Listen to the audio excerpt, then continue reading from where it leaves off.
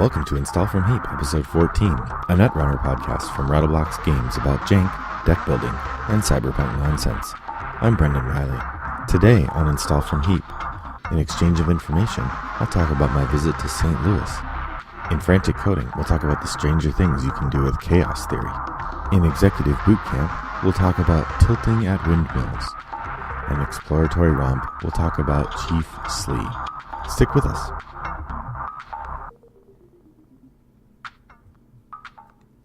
Exchange of information. Welcome back, Install from Heap listeners. I'm glad to be here. Sorry this episode's a little bit late. It's been a hectic couple weeks. I'm really excited for the recent developments in the meta. Worlds is happening next week, so all of the big heavy hitters are heading to Minnesota. I'm really looking forward at some point maybe to journeying there myself. I can't imagine that I'd ever get a ticket, but I don't know if you can come and watch. That seems kind of silly, but my family's from Minnesota, so that would be worth my while to go there anyway. Greetings to JNet user Michelin, who is the first person who's popped into one of my matches just to say hello. That was very nice. Hello. A special thanks to StimHack user Anthony Pearson for popping in on StimHack forums and mentioning an idea that I'm working into an episode. Could be episode 15, maybe 16. We'll see where that goes. And then I wanted to reach out to the lovely folks in St. Louis. And here's a bit of guide for you. I've tried this twice. It didn't work last time I tried it, but I guess I know better what I'm doing. Maybe. There's a forum on Facebook called Netrunner Dorks that is pretty active and has people from all around the world participating. So I went to an academic conference in St. Louis last weekend, and I got there Wednesday night, and I didn't have anything on my schedule Wednesday night. I had something in the conference Wednesday, but not Wednesday evening. So I posted on Netrunner Dorks asking whether anyone in St. Louis was up for a game. And there's this really interesting little bubbling happened of people who play in St. Louis, but they didn't really have a regular meetup, but maybe they would. Anyway, I ended up meeting up with 4 very pleasant fellows, Grant, Roger, Michael, and Adam. And we had a lovely time playing some Netrunner. I didn't actually get to play with Adam. Sorry about that, Adam. Next time for sure. But I played a couple games with Grant, and then Roger, Michael, and I went for dinner and dessert at Steak and Shake, where we played a couple more matches. It was a good time. I will say, as a highlight of the game, I psyched out Roger a little bit. I was playing NBN. He got in his head that I was loading up a Project Beal, which would have gotten me the game. So he ran a 4 advanced card and discovered it was a June bug. Thanks for the fun games, guys. It was great. The NBN deck that I was playing in St. Louis was the Harpsichord deck that I've talked about here on the podcast that plays the shell game with various nasty things. And then I also brought my Ken deck, which I'm now calling Oracle Express instead of Magnum Express because I've put in Oracle May instead of Magnum, and that's working much better. Thanks to the JNet user, I can't remember your name, who recommended swapping out Oracle May. That was a great piece of advice. So generally, it's been fun. I'm playing a lot of Genteki.net. I'm part of a group of casual gamers. If you're interested, definitely think about... we have a thread in the Netrunner Dorks. We have a thread on StimHack. Basically, we just keep a Google Hangout available, and sometimes we'll do a voice chat while we play. But the main idea is to be able to hook up with people you know who won't flake out on the games. So it's been fun.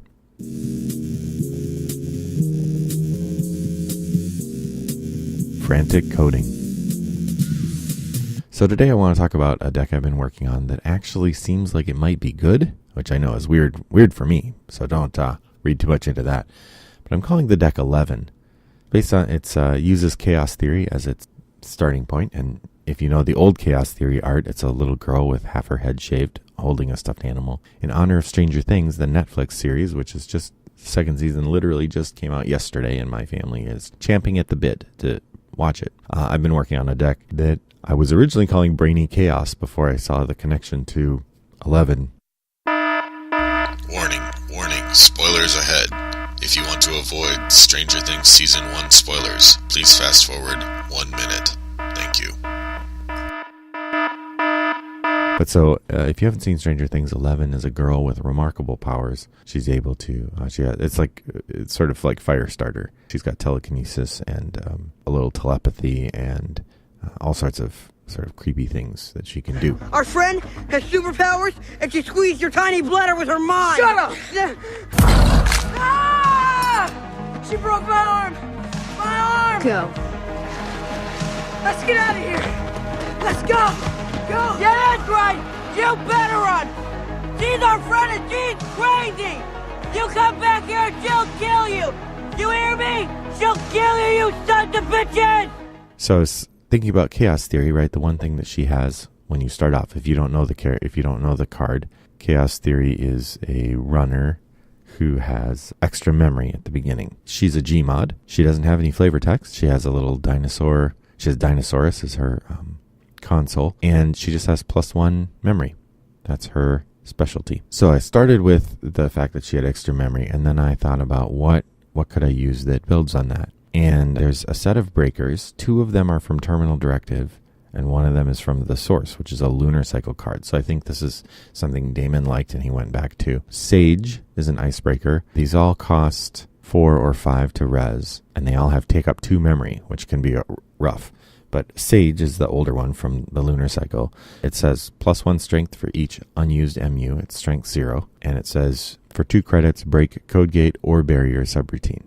So it's both a fractor and a decoder, but it can't be boosted, right? So any boosting you're going to do, you have to do before you start playing it. Then they've also released in Terminal Directive, there's one called Adept, which has +1 strength for each unused MU. It starts at strength 2, and it can do sentries or barriers. And Savant, which is +1 strength for each unused MU, break a sentry or code gate for 2 credits. It's strength 1. So they go 0, 1, 2 in terms of strength, and they can, between any 2 of them, you can break all 3 kinds of subroutines. So that's kind of what I was most interested in, is this idea that if I put 6 icebreakers in my deck, 2 of each kind, any combination of 2 of them, 2 different ones, will let me break all 3 kinds of ice. Now it's expensive, 2 credits per, so that is the rough part. So how do you get around that? Well, you use the infinite money of Magnum Opus. So my restricted card here is Magnum Opus. My icebreakers are Adept, Savant, and Sage, which are not AIs, which is really useful because Hortum is out there. And Hortum is, you'll remember, is a Wayland ice that once it has 3 advancements, it can't be broken by AI.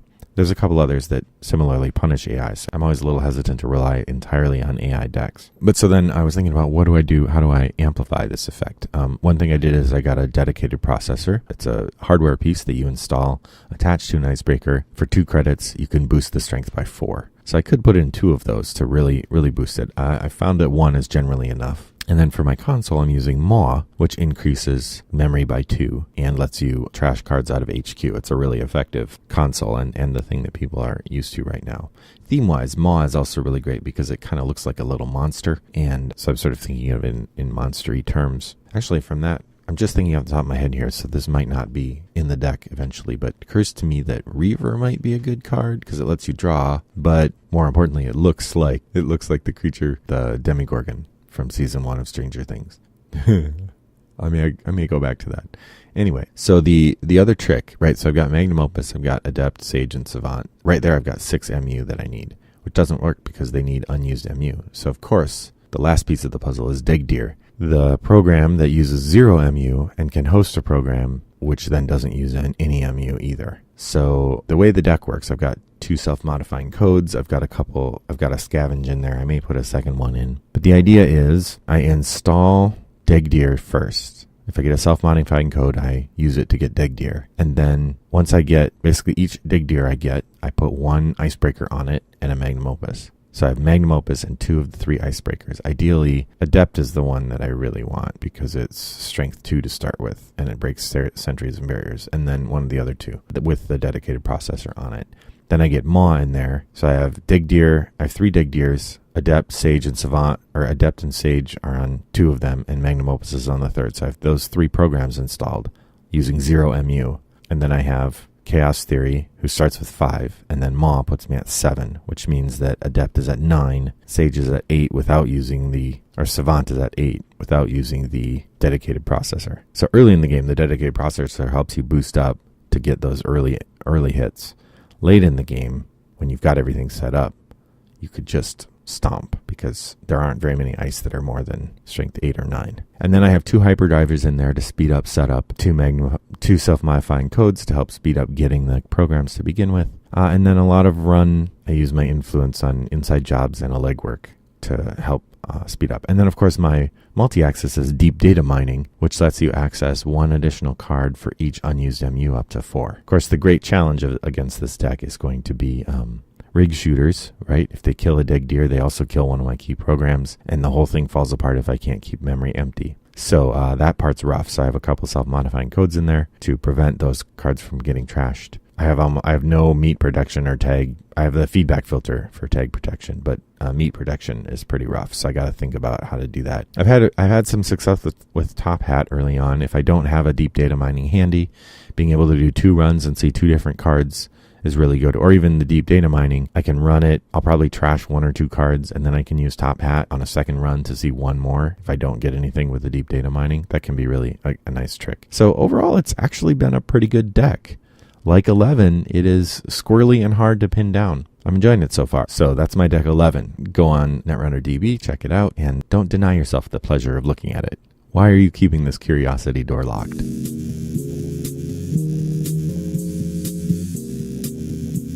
Executive Boot Camp. So it's long been a part of human history that people tell tales of pursuing the unobtainable. One of the oldest adventure tales that we have is the tale of the Grail, started by Chrétien de Troyes in Perceval. The Grail is a famous mythological object, supposedly with mystical powers. As the story evolved, then we started telling the story of how it had been the cup that held the blood of Christ while he was on the cross. It's become a kind of modern signifier for ancient magic in fiction. We have the Da Vinci Code and Indiana Jones and the Last Crusade, both of which turn around finding the Holy Grail. The Da Vinci Code was famously inspired by a quote-unquote nonfiction book called Holy Blood, Holy Grail, which suggested that Grail was a synonym or a way of talking about a secret. I'll let you read that if you're interested in that. And then Graham Hancock, who is the master of ancient conspiracy writings, wrote this book called The Sign and the Seal about how all of this talk of the Grail was actually code for the Ark of the Covenant, which is hidden in a church in Ethiopia. So you can go get that if you are a modern day Indiana Jones. So pursuing the unattainable, I would say the Grail, the Great Grail, would be the deck that just wins, right? You play it till it just wins. And there have been a couple runner decks that emerged that way. One that lasted for about a week before the newest MWL came out was a deck that used the Salvaged Venatus Academy, I think it's called. I don't even remember the name of the card, and I'm not going to look it up. That could mill something like 45 cards in 1 turn, and it only took like 5 turns to set up or something. It was crazy. So they banned that card, as they had to. But I'm thinking of the Great Grail was a deck that, for some really strange reason, actually because it's a British player, I think, is called Diaper, which is a mix of DDoS and hyperdriver. Also because British people don't use the word diaper to describe the thing that a baby wears on its bottom. In the United States, that's called a diaper, and it makes the deck sound really weird. I guess you could say it sounds like it's something full of crap. No, I admire the diaper design really well. If you don't know this, it's a deck that doesn't work anymore. It was built on a bunch of things that don't exist anymore, but it was basically the idea of using hyperdrivers and DDoS and false echo and a couple other cards to allow you to build up this huge rig, trade in all of the things at once to get a huge turn, and then run R&D 14 times or something like that, and use Keyhole, which would let you look at 3 cards, trash 1, shuffle the other 2 back in. And you would do that over and over and over again for 13 of your 14 clicks, or 12, or however many it took. And then you'd run archives and score all 7 points in one go. And that's how you'd win. And it is sort of the most famous of the runner decks that has this non-interactive component where it just does what it does and it doesn't matter what the corp is doing. The corporation has had more of these kinds of decks, particularly with the identity CI, cerebral imaging, which allows the corp to get a really, really big hand. So there's a lot of there have been a variety of corp decks that just involve getting a giant hand of cards and doing various nasty things to the runner. I suspect after Worlds we're going to see some change to CI because it just seems very, very powerful. But we'll see. I'm recording this before Worlds, so I don't know what's going to happen. Another famous story of chasing something would be Moby Dick. Moby Dick is a novel by Herman Melville, written in the 1800s about whaling. It's not really about whaling. And the central character is Captain Ahab, who in his younger life had his leg bitten off by a nasty white sperm whale, gigantic and mean, that they call Moby Dick. And he has made it his life's work to find and kill this whale. And so he takes his ship, the Pequod, out into the Pacific to find Moby Dick and kill it. And it's a sort of famous tale of vengeance and madness. Jaws is actually a really obvious ripoff of Moby Dick, at least the novel. The movie changes it enough that it doesn't really work the same way. I was thinking about this in terms of how, as a runner, especially on Kentucky.net, where things seem to flow in terms of popularity, it's really common to run into the same kind of deck over and over again. There were a couple of weeks where all I was playing was cerebral imaging decks when I was running. So especially with those cerebral imaging decks, I started teching my decks to be able to fight them because I would just lose. There's nothing I could do. And so I found myself kind of getting into this madness where I'm trying to figure out how am I going to build. I actually posted on StimHack. I'm like, how the heck do you play against these CI decks? A lot of them, the basic rule was never go below 6 credits, which I wasn't very good at. And then they started teching against people who were being careful about Brian Stinson. They'd put in reversed accounts, which lets them drain a whole bunch of credits or drag you through a server that costs a lot of credits to get through. It doesn't help that I don't play the most efficient runners. So I was thinking about, like, if you have a deck that you lose to all the time, you could kind of get on this Ahab level madness of trying to tweak your deck to just be able to beat that one thing. The most famous of the quests for the unobtainable, I would say, is Don Quixote. Don Quixote is a novel by Miguel de Cervantes about a wealthy Spaniard who believes himself to be a knight of the ancient mode. He goes on these great quests like old knights would have, but he's not a knight. And the things that he's questing against just don't exist.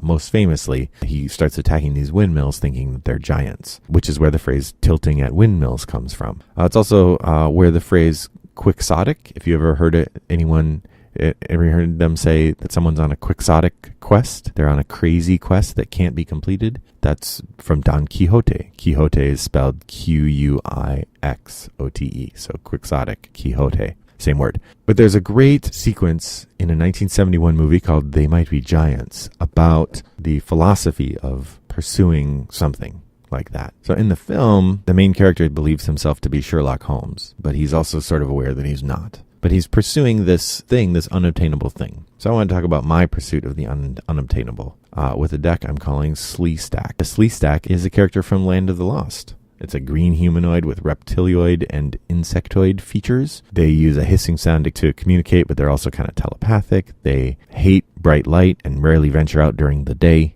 And they have a hibernation season in which they stand still. And then they come out when they're heated up. I kind of like to think that my deck is related to that. Keep your voice down. Keep your voice down. Keep your window shaking, godforsaken voice down. I'm sick of this beeswax. I'm sick of these second stories. These stacks breathing on my dice, giving me back rubs. When I'm deep in concentration, you start getting more conversating. Sleestack. What's a sleestack? That's your heart attack. Towel rack, fall back. As an aside, a sleestack is also a slang term for a horny drunk or a strain of marijuana.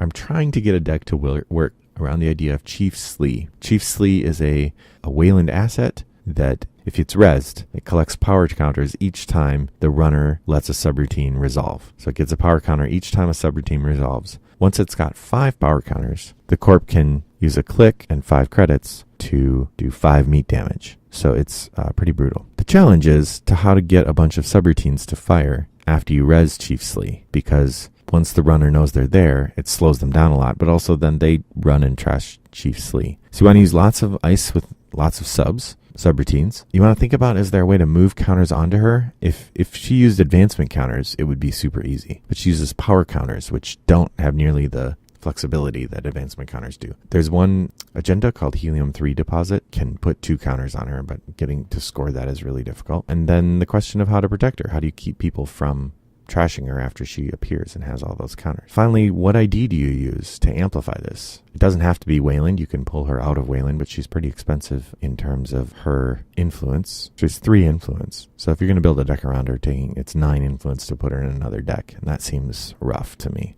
But there might be still some work there.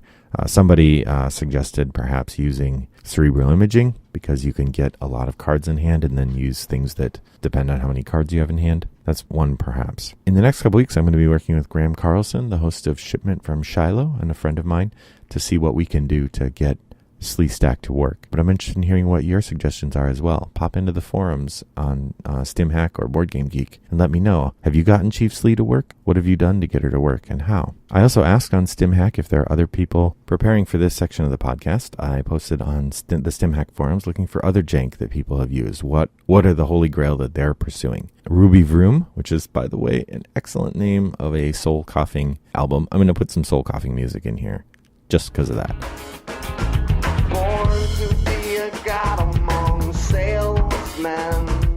Working the skinny tie, slugging down fruit juice, extra tall, extra wide, blue-eyed devil. Ruby Vroom said that they tried to get a deck with allele repression to work. It's a card that lets you use advancement counters to pull cards out of archives and into HQ or swap cards. So it's kind of like a Jackson Howard type of card. Eskimo Sniper really talked about trying to get Chief Slee to work. User Syntax, a very common, somebody who responds a lot on StimHack, has gotten both of those to work in janky decks, which is great. And User Dashikan really wanted to work Akira Watanabe and Amazon Industrial Zone to make those work, but never quite got it to. I myself, of course, have experimented with a lot of jank decks and have talked about them here. But the SleeStack is one I'm really keen to get working now. So hopefully next time when I check in, I will be able to communicate a version of it that works. Exploratory Romp. Chief Slee. I usually pick cards to do Exploratory Romp that I think are really great from a theme perspective. Chief Slee is not one of those cards. As much as I think it's a neat card, it's not very good theme-wise. Here's why. The art on it is pretty good. When you look at it, you see there is a person, Chief Slee. She presents as a woman, long hair, more feminine features, holding some sort of flashlight or weapon. It looks like she's leading a team of Prysec engineers. She's got some cool face paint going on, which fits the Flashpoint cycle, which is, I think she was part of Flashpoint. Reminds me of Los a little bit, although I guess Los was part of Red Sands. And she's got a nice grin on her face. She looks nice, I think. She doesn't look mean or hard the way that a lot of other people in the Prysec images do. And she's got a couple soldiers behind her, so she's leading some sort of team. She's a Wayland asset, 2 to res, 3 to trash, with art by Caitlin Yarsky. It says, asset, character. Whenever an encounter with a piece of ice ends, place 1 power counter on Chief Slee for each unbroken subroutine on the encountered piece of ice. Click 5 hosted power counters, do 5 meat damage. That's it. I like the effect that she has. It's really interesting. The art is fine, but we get nothing about her. Nothing at all. She is a completely blank. It could say Chief anything else. It wouldn't feel any different. The art could be literally anything else. It wouldn't feel any different. In terms of theme of the game, I gotta go really low. D, I guess it's Prysec imagery, but like no sense of like how come resolved subroutines give her more power. That doesn't make any sense. She looks like she's somebody who knocks on your door. She's not in the system countering you while you're hacking, which means like why would the amount of subroutines that are resolved make her stronger? It doesn't, theme wise it's terrible. It just doesn't fit the game. Doesn't make a lot of sense. That's Chief Slee. I'm going to have to give it a D for flavor as a card because it's just not that good. Nonetheless, we shall continue working on SleeStack.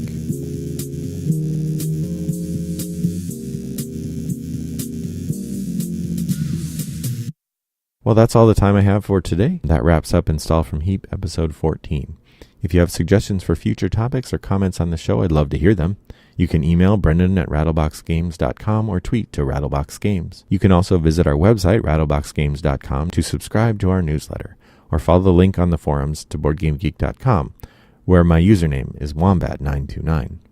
I'd always be happy to lose a game of Netrunner to you on jinteki.net, where my username is also wombat929. If you haven't been to jinteki.net lately, you should check it out. They've made a bunch of improvements, including a kind of depressing thing that tracks your win-loss rate, which I'm glad it isn't public, because boy, people would stop playing with me if they saw how often I lost. Or maybe they'd want to play more? It's a nice boost to win, I guess. Anyway, see you next time. But until then, remember, when all your best cards end up in the trash, you can always install from Heap. Today's media clips were from They Might Be Giants, Stranger Things, and the band Soul Coughing. Looking for cards to read to you so that you will know what they are. Oh man, it's going to go out in the next rotation in a year. But okay. So working up to this section, working on this section of the novel, and I should know the name of the author. Cervantes. Yep, Miguel de Cervantes. Okay, where was I? Forums.